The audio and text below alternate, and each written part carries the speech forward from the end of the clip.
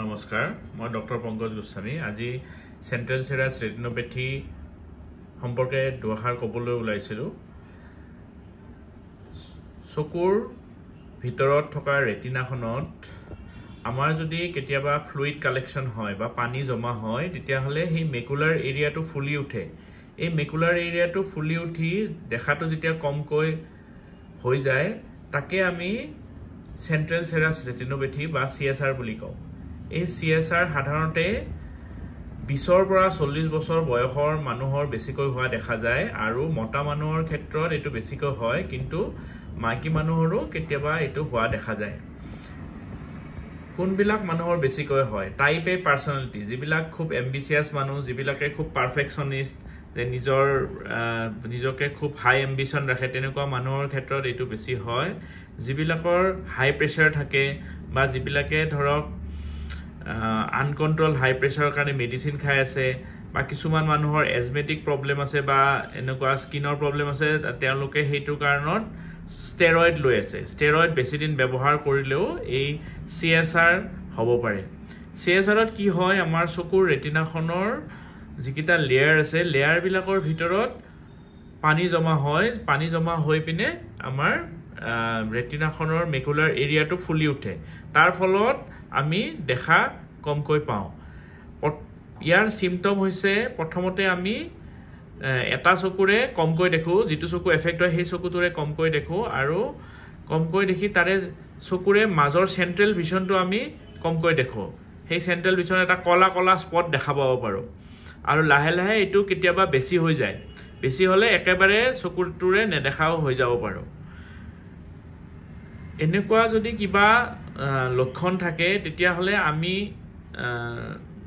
সদায় ৰোগী গৰাকীক ভালকৈ পৰীক্ষা কৰো আৰু চকুৰে যদি ৰেটিনাটো আমি ডাইলেট কৰি পেলাই চাও তেতিয়া হলে চকুৰ ৰেটিনাটোত আমি মেকুলাৰ এৰিয়াটোত এটা ফুলি থকা বুলি গম পাওঁ এতিয়া এই পিকচাৰটোত আমি দেখিবলৈ পাইছো এটো হৈছে নৰমাল ৰেটিনা ৰাইট চকুৰ ৰেটিনাটোত আপোনাৰ এই নৰমাল ৰেটিনাৰ এই মেকুলাৰ এৰিয়াটো হেলদি আছে ইয়াত কোনো পানী জমা হৈ থকা নাই কিন্তু এই লেফট এৰিয়াটোত চাও এই জায়গাখিনিৰ আপোনাৰ ফুলি আছে ফুলি থকা কাৰণে এই ৰেটিনাল লেয়াৰ বিলাকৰ মাজত ইয়াতে পানী জমা হৈছে এই পানী জমা হোৱা কাৰণে মেকুলাৰ এৰিয়াটো এনেকৈ ফুলি আছে এতিয়া এই ফুলি থকা এৰিয়াটোৰ কাৰণে ৰোগী গৰাকী দেখাত কমি গৈছে এটো OCT পিকচাৰত কি হৈছে এই 3 ডাইমেনশনালি এই বস্তুটো যে ফুলি আছে এটো গম পোৱা গৈছে আপোনাৰ চাওক নৰমালি আমাৰ চকুৰ মেকুলাৰ এৰিয়াৰ এটো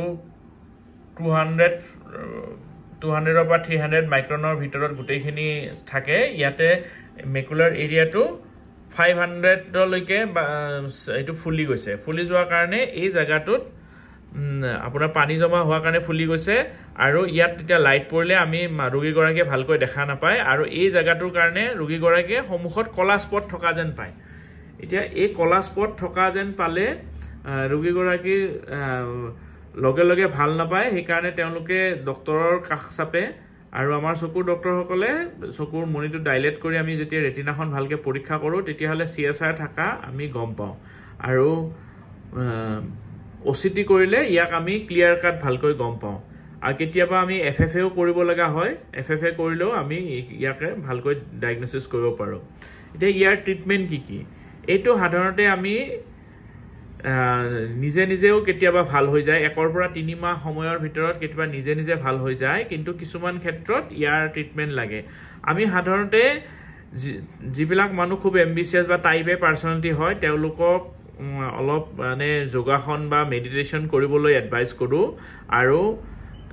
টোপনি যদি ভালকৈ না যায় কিছুমান মানুহে ধৰক ৰাতি ভালকৈ টোপনি নামাৰিলে আমি তেওঁলোকে যাতে ৰাতি ভালকৈ টোপনি যাব পাৰে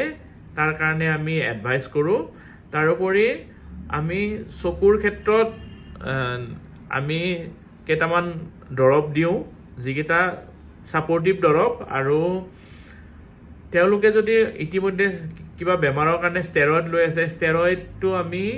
সেই ডক্টৰৰ লগত পৰামৰ্শ কৰি আমি টেপাৰ কৰি বন্ধ কৰিব পাৰে নেকি তাৰ এডভাইস দিও কাৰণ কেতিয়াবা বেছি দিন স্টেৰয়েড খাই থকাৰ ফলতো এই CSR হোৱা দেখা যায় আৰু কেতিয়াবা কি হয়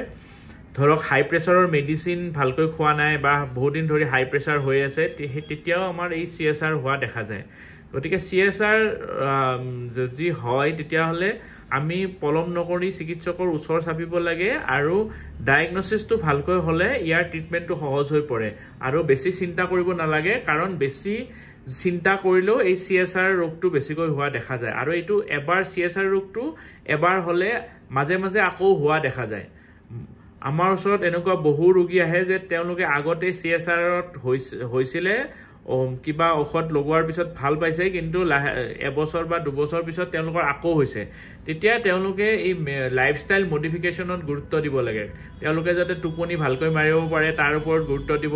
লাগে তাৰপৰা তেওঁলোকে যদি বহুত অভাৰ এম্বিচিয়াছ হয় এম্বিশনটো অলপ কমাব লাগে তাৰোপৰি অলপ মেডিটেশ্যন যোগাসন কৰিব লাগে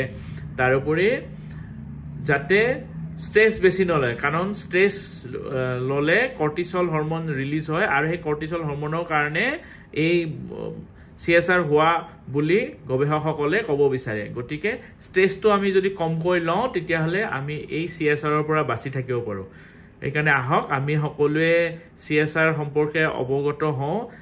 আমি আৰু স্ট্ৰেছ আমাৰ জীৱনৰ পৰা যদি কমকৈ বা নোহোৱাকৈ ৰাখিব পাৰোঁ তেতিয়াহ'লে